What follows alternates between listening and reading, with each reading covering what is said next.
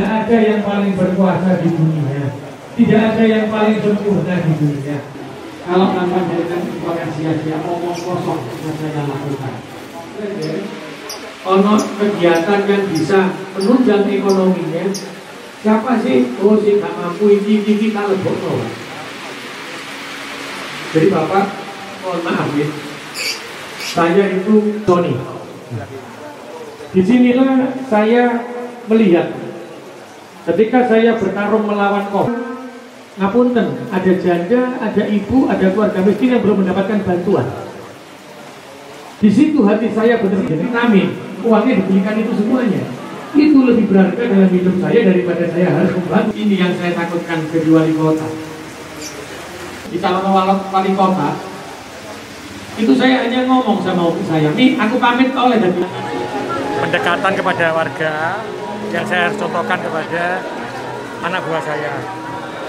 Berarti dari tadi ketika ada pertemuan seperti ini kan banyak, ternyata solusinya bisa langsung diambil.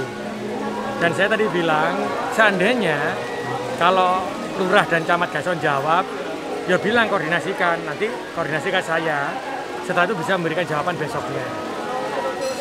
Yang harapan kita nanti adalah semua permasalahan, semua yang selalu saya katakan berhenti di kelurahan, ya hari ini terwujud dan harus terwujud.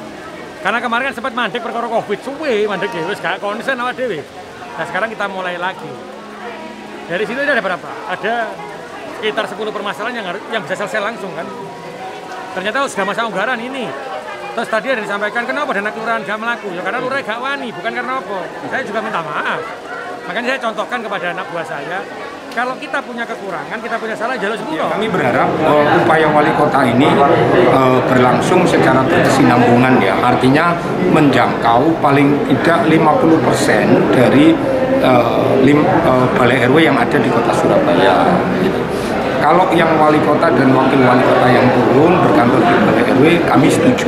Tetapi kalau kemudian camat, lurah harus mengikuti dengan berkantor di balai RW, menurut saya ini tidak bagus. Karena lurah, camat itu hanya mengeksekusi apa yang telah diputuskan oleh wali kota.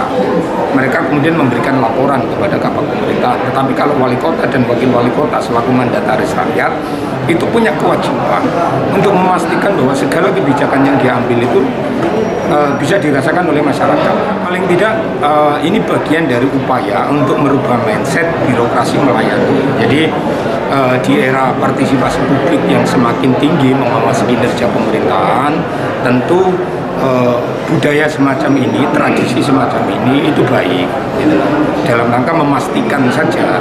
Nah, saya berharap tempat-tempat yang diambil pun yang wali kota merasa bahwa di situ pelayanannya masih kurang, sehingga itu juga bisa menjadi shock terapi kepada jajaran OPD di bawahnya agar bekerja lebih giat lagi dalam rangka melayani masyarakat.